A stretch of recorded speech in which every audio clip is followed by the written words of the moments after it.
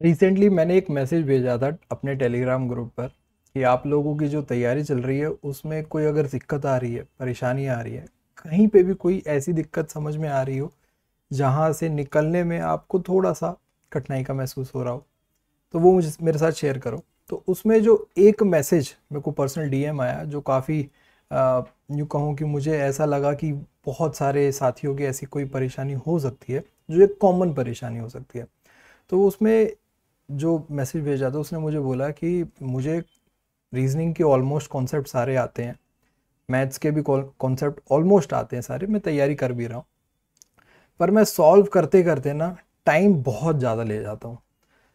और वो टाइम लेने की वजह से एंड आते आते एग्ज़ाम का जब पूरा, अगर मैं मॉक टेस्ट दे रहा हूँ तो उसको एंड आते आते हिंदी में बहुत सारे क्वेश्चन छूट जाते हैं। कई बार तो ऐसा हुआ है कि फुल मॉक टेस्ट देने लगे तो हिंदी के 15 से 20 क्वेश्चन छूट गए, जिसके कारण कट ऑफ क्लियर करना बहुत मुश्किल हो जाएगा। तो इस बात को मेरे को समझ में आया कि हाँ, ये जो स्टार्टिंग फेज़ होता है हमारा, और स्टार्टिंग फेज़ के बाद मैं कहूँगा कि एक मिड फेज़ जो होता है हमारा प्रिपरेशन का, कि जब हम एक बार तैयारी कर लेते हैं, कॉन्सेप्ट ऑलमोस्ट सारे हो जाते हैं हमारे, हम प्रैक्टिस भी कर रहे होते हैं और लगभग डेली प्रैक्टिस कर रहे होते हैं, फिर भी हमारी वो जो स्पीड है ना वो इंक्रीज़ नहीं हो पाती है। तो उसकी जो दिक्कत है उसको दो सॉल्व करने के लिए मैंने सोचा कि मैं एक सीरीज़ लेके आता हूँ जो कि स्कोर बूस्टर रहेगी, जिसमें साथ साथ हम स्पीड और एक्यूरेसी पे काम करेंगे रीजनिंग के लिए। मैथ्स की अपनी एक सीरीज़ चली रही है, हम ऐसी ही सेम रीजनिंग के लिए स्टार्ट करने वाले हैं आज से। और इस क्लास में मैं बेसिकली वो अप्रोच आप लोगों के सामने रखना चाहूँगा कि जिससे हम कम से कम पेन का यूज़ करें और ज़्यादा से ज़्यादा हम एक्यूरेट होके अपने आंसर्स दे पाएँ और कम से कम टाइम मिलेंगे। मैं यही कोशिश करूँगा कि इस वीडियो को समझाने के रूप में भी बहुत ज़्यादा लंबी ना खींचूँ, क्योंकि कई बार क्या होता है पेपर को जब सॉल्व करते हैं तो मेरी स्पीड थोड़ी कम, मतलब थोड़ी ज़्यादा रहती है एज़ कम्पेयर टू समझाते वक्त, तब मैं बहुत लंबी बातें खींच जाती है कि भाई इसको ऐसे करना है वैसे करना है। तो मैंने सोचा है कि मैं थोड़ी सी स्पीड अपनी समझाते हुए इंक्रीज करूँ, ताकि आप लोग भी जो ऐसे साथी हैं जिनके कॉन्सेप्ट तो हो गए हैं पर स्पीड कम हो रही है, वो एक अप्रोच उस तरीके के डेवलप हो सके। क्योंकि हम देखते देखते सीखते हैं, कोई मैं ऐसे कोई जादू टोना नहीं करूंगा या फिर कोई जादू की छड़ी नहीं घुमाऊंगा कि आपको वो अप्रोच आ जाएगी, पर जो हम देखते देखते सीखते हैं ना, वही चीज़ है, वही चीज़ करने की कोशिश करेंगे। उम्मीद करता हूँ ये सीरीज़ भी आप लोगों को बहुत पसंद आएगी और उतना ही प्यार और उतना ही सपोर्ट आप दोगे जो मैथ सीरीज़ को दे रहे हो। तो चलिए आप लोगों को लेके चलता हूँ सीधा। आज मैं आपको बताता हूँ कि जो क्वेश्चन हमने लिए हैं ना, ये क्वेश्चन आप लोगों के जूनियर पर्सनल असिस्टेंट के हैं और ये क्वेश्चन आप लोगों के आए हुए हैं 8 फरवरी 2024 को फर्स्ट शिफ्ट में। ये बहुत प्यारे क्वेश्चन है, इसमें एक एक करके क्वेश्चन देखते हैं। पहला क्वेश्चन आप लोगों के सामने है, 5 students are sitting in a straight row facing north, Rahul and Vikas are sitting at the ends. ठीक है, आगे बढ़ूंगा, अब मैं लिखूंगा नहीं इस चीज को, आगे बढ़ूंगा। Shruti is sitting immediate left of Ojas. तो यहां पे जो बात आई है ना, जो मेरे को कंक्लूजन मिला है, पहले ऐसा ठोस चीज मिली है जिसको मैं पॉइंट आउट कर सकता हूं कि श्रुति जो बैठी हुई है वो इमीडिएट लेफ्ट में बैठी हुई है ओजस के। ठीक है, Mani is sitting to the immediate left of Vikas. Mani जो है इमीडिएट लेफ्ट पे बैठा हुआ है किसके, विकास के। Rahul and Ojas are immediate neighbours of Shruti. देखो इस बात को ध्यान से देखो, अगर श्रुति का एक नेबर ओजस है तो दूसरा कौन हो जाएगा, यहां पे बोला ही हुआ है कि राहुल और ओजस जो हैं वो इमीडिएट नेबर्स हैं, तो राहुल यहां पे ही आ सकता है क्योंकि ओजस के लेफ्ट में श्रुति है। यहां पे श्रुति होगा, वैसे तो श्रुति लिखा हुआ है, श्रुति के इमीडिएट, श्रुति कहां पे, इमीडिएट लेफ्ट में है ओजस के, तो राहुल यहां पे होगा। पहली लाइन पे आ जाओ अब, राहुल और विकास सिटिंग एट एंड, यानी कि ये क्या हो गया, हमारा एंड हो गया है, ये एक एंड हो गया है, ये एंड है, 1 2 3 4 और ये 5, 5 ही लोग बोले थे। लेफ्ट एंड ये हो गया तो राइट एंड ये हो जाएगा। अब पहली लाइन में बोला गया था राहुल और विकास, तो राहुल अगर लेफ्ट एंड पे बैठा है तो विकास यहां पे होगा। विकास के जस्ट साइड में कौन है, मनी है, तो हमारी सीटिंग अरेंजमेंट पूरी हो गई। बहुत सारे साथियों को सीटिंग अरेंजमेंट में दिक्कत आती है, तो मैंने वही अप्रोच अपनाया जो कि मैं एग्जाम में खुद सॉल्व करते हुए अपनाऊंगा। Who is sitting at the middle of the row, जो मिडल में कौन है, ओ, यानी कि Ojas. Option number D correct हो गया आपका। सेकेंड क्वेश्चन जिसमें बोला गया है कि जो स्टोरी है, STORY, story is written as XPLPN। अब हमें बताना है कि नोवेल कैसे लिखा जाएगा, तो ये होता है आपका 19, 20, 15, 18 and 25।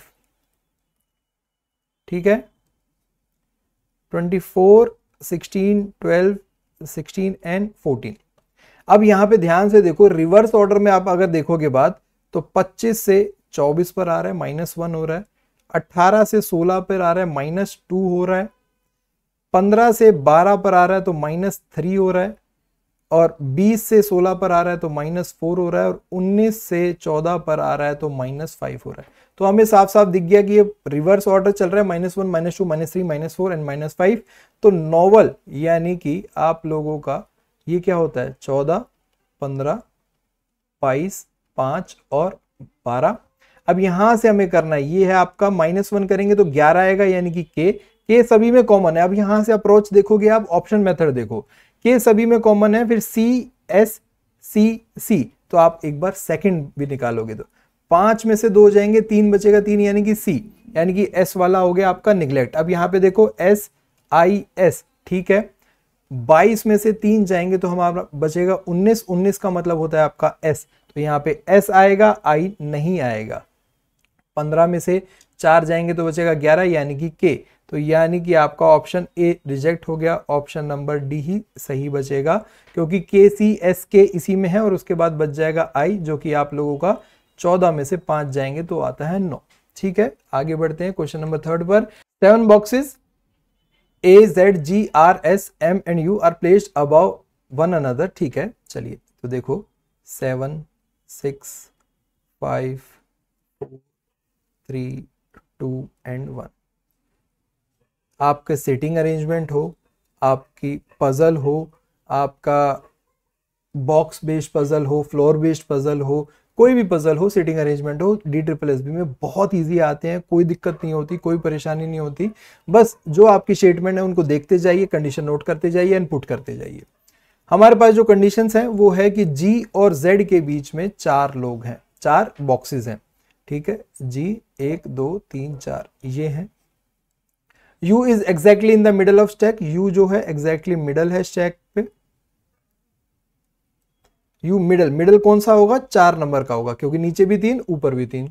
Are is just below G, R जो है जी के जस्ट बिलो है। S is third from the bottom, यानी कि एस यहां पर आएगा। There is only M between S and Z, S और जेड के बीच में सिर्फ और सिर्फ क्या है, एम है, तो यहां पे क्या हो जाएगा, जेड एम और एस, ऐसे भी हो सकता है, दोनों ही तरीके से हो सकता है ये बात। G is just below A, तो A के जस्ट ऊपर कौन है, G है, तो ये आप लोगों की एक कंडीशन ये भी बन गई है। What is the position of G from the top. चलिए आ जाइए, एक बात समझिए, जो ये वाली कंडीशन है हमारी, G और Z के बीच में 4 बॉक्सेस होने चाहिए, तो वो कहां कहां फिट कर सकते हो आप। अगर मैं दोनों में से किसी एक को पहली पोजीशन पे फिट करूंगा तो दूसरा कहां पे होगा, इन दोनों के बीच में 4 का गैप, यानी 1 2 3 4 छठे पे होगा। ठीक है, 1 और छठे पे। अगर उसको मैं दूसरी पोजीशन पे फिक्स करूंगा तो वो 7वें पोजीशन पे होगा।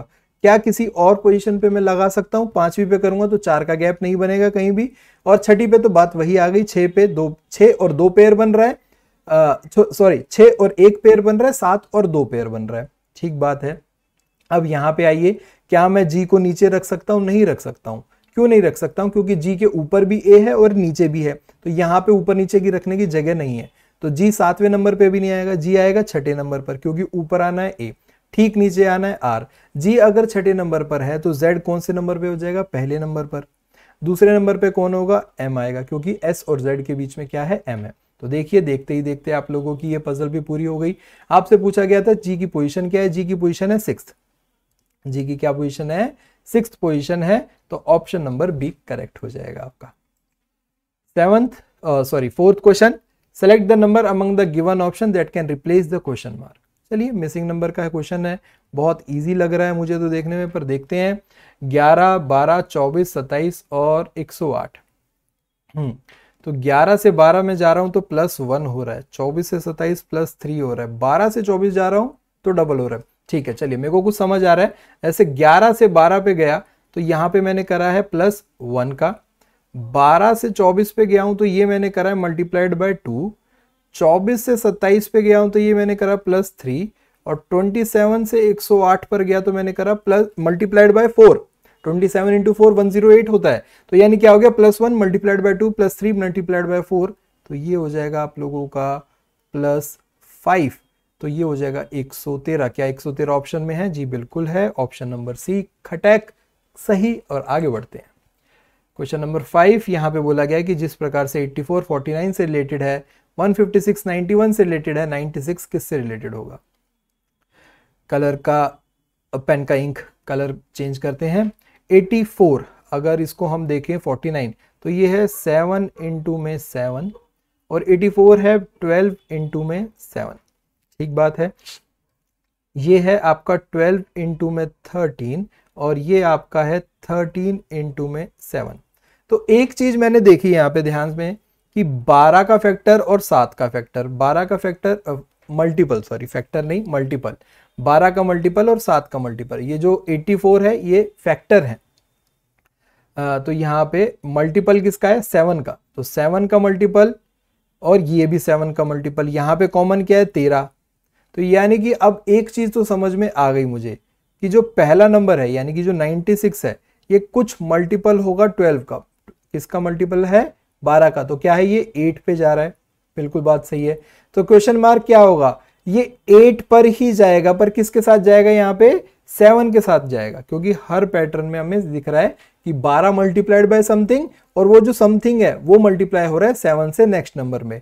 तो 7 मल्टीप्लाइड बाय 8, तो ये कितना हो जाएगा? 56। तो ऑप्शन नंबर बी करेक्ट होगा।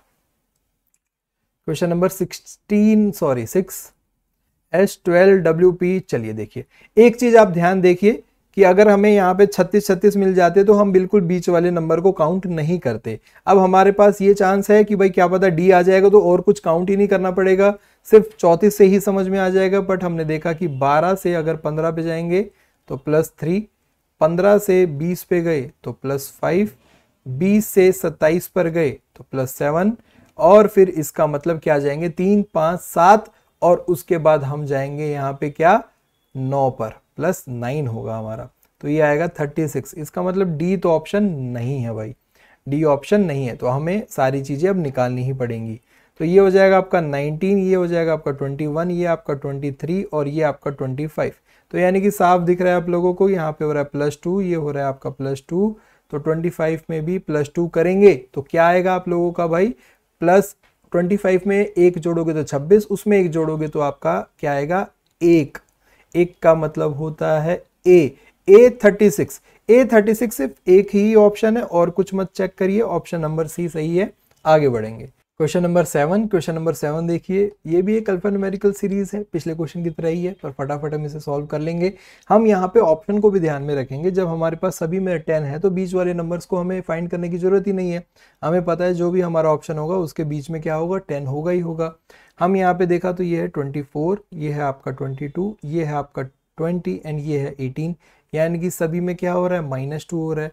तो 18 से भी हम आगे बढ़ेंगे तो हमें क्या मिलेगा? -2, यानी कि 16। 16 का मतलब होता है P। तो आपका ऑप्शन नंबर बी और ऑप्शन नंबर डी रिजेक्ट हो गया है। अब आपको सिर्फ पता लगाना है कि आपका R आएगा या फिर S आएगा। तो ये 3, ये 4, ये 7 एंड ये 12।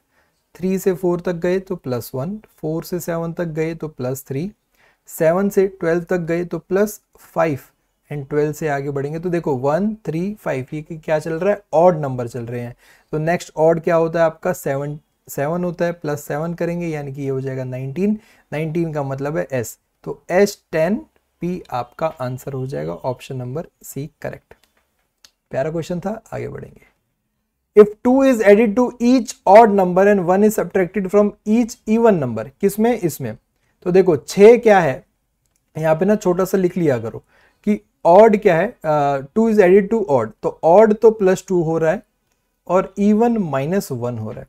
तो 6 आपका क्या है? इवन है, -1 होगा तो 5 आएगा। 5 ऑड है, ये 7 हो जाएगा। 8 इवन है तो 7 हो जाएगा। 3 ऑड है तो +3 होगा, +2 होगा तो 5 हो जाएगा। 7 ऑड है तो ये हो जाएगा 9। 4 इवन है, माइनस करेंगे तो 3 आएगा। 1 ऑड है, +2 करेंगे तो 3 आएगा। 2 में से 1 जाएगा तो ये 1 आएगा। तो आपके पास क्या क्या बचा? 5 और 5 एक पेयर है भाई, 7 और 7 एक पेयर है, 3 और 3 एक पेयर है। हमसे पूछा ये था कि how many digits will appear more than once. तो 5 एक बार से ज़्यादा हो रहा है, 7 एक बार से ज़्यादा, 3 एक बार से ज़्यादा, तो 3 ऐसी डिजिट हैं जो एक बार से ज़्यादा अपीयर हो रही है हमारे ऑपरेशन को लगाने के बाद। 9th क्वेश्चन, ये भी आप लोगों का एक पजल है, छोटी सी प्यारी सी पजल है, जिसमें बोला गया है कि राजदीप जो है वो सीए एग्ज़ाम की तैयारी कर रहे हैं और ट्यूशन ले रहे हैं 6 अलग अलग सब्जेक्ट के लिए, और ये जो सब्जेक्ट हैं वो हफ्ते के अलग अलग दिन, 6 दिन, जिसमें मंडे से लेकर सैटरडे तक उनकी क्लासेस होती हैं। तो आप लोग फटाफट जो फिक्स करने वाले जो वैल्यू होती है वो आप यहाँ पे Monday, Tuesday, Wednesday, Thursday, Friday and Saturday, इन दिनों को फिक्स कर लोगे। क्योंकि क्या होता है आपके पास यहाँ पे 2 एलिमेंट्स हैं, 2 कौन कौन से एलिमेंट्स हैं कि दिन और यहाँ पे आपकी क्लासेस, सब्जेक्ट कौन कौन से हैं, तो दोनों में से एक को आप फिक्स कर लोगे, कोई 2 एलिमेंट में से एक को। पर यहाँ पे हमें जो डेज हैं वो फिक्स करना इजी रहता है, क्योंकि हमें पता है मंडे के बाद ट्यूसडे है, वेडनेसडे, थर्सडे। अगर हम सब्जेक्ट फिक्स करेंगे तो फिर वो ऊपर नीचे हो जाती हैं चीज़ें, दिक्कत रहती है फिर उसमें। आगे बढ़े तो यहाँ पे लिखा हुआ है कि mathematics class is followed by tuition classes of only 2 subject. Maths के बाद सिर्फ 2 ही दिनों क्लास हो सकती है, और तो यानी कि मैथ्स यहाँ पे आएगा आपका थर्सडे वाले दिन। कॉर्पोरेट लॉ कहाँ पे है? ट्यूसडे दिन, कॉर्पोरेट लॉ ट्यूसडे को है। अकाउंटिंग है सैटरडे को, अकाउंटिंग है सैटरडे को। Taxation class is followed by only 1 tuition class, taxation के बाद सिर्फ एक और क्लास हो सकती है, तो फ्राइडे को आ जाएगा taxation. Economics class is not between corporate law and mathematics, यानी कि सीएल यानी कि कॉर्पोरेट लॉ और मैथमेटिक्स के बीच में इकोनॉमिक्स नहीं हो सकता, तो एक ही जगह बची इकोनॉमिक्स के लिए, वो यहाँ पे आ जाएगी। और हमारे पास आखिरी जो बचा है वो बचा है आपका बिजनेस लॉ, बिजनेस लॉ आज यहाँ पे आ जाएगा। Economics class is on which day of the week, हमसे पूछा गया किस दिन है, तो इकोनॉमिक्स है मंडे को, ऑप्शन नंबर डी करेक्ट हो जाएगा, मंडे। अगला question, this question is based on the 3 letter word, जहां पे हमें बोला गया है how many letters are there in English alphabetical order between the second letter of the second word from the right end. Right end से second word कौन सा है? ERR। सेकेंड लेटर कौन सा है? R। And second letter of the second word from the left end. Left hand से second letter word कौन सा है? U, और सेकेंड लेटर क्या है? बट है वर्ड, और U आपका सेकेंड अल्फाबेट है, लेटर है U। तो यानी कि 18 और ये होता है आपका 21, तो इन दोनों के बीच में कितने अल्फाबेटिकल, आपके अल्फाबेटिकल ऑर्डर में कितने अल्फाबेट आएंगे? आपके आएगा 19वां और 20वां, यानी कि आपका S और T, तो 2 आएंगे, ऑप्शन नंबर सी करेक्ट है।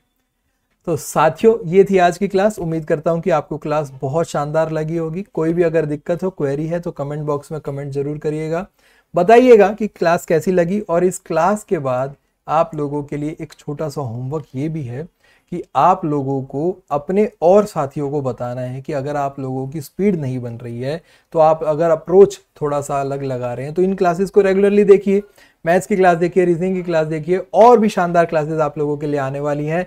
जनरल अवेयरनेस का भी ये छोटा सा हिंट देते जा रहा हूं मैं, तभी मैं कह रहा हूं कि आप अपने दोस्तों को, अपने साथियों को, अपने भाई बहन जो भी आप लोगों की तैयारी कर रहे हैं DSSB की, वो आप लोग जरूर शेयर करिएगा, क्योंकि जल्दी ही आप लोगों के लिए जनरल अवेयरनेस का भी मटेरियल आने वाला है। चलिए फिर मुलाकात होगी एक नई क्लास में, तब तक के लिए आप लोग अपना ध्यान रखिए, मुस्कुराते रहें, दबा के मेहनत करिए, पता है आपकी होगी। नमस्ते।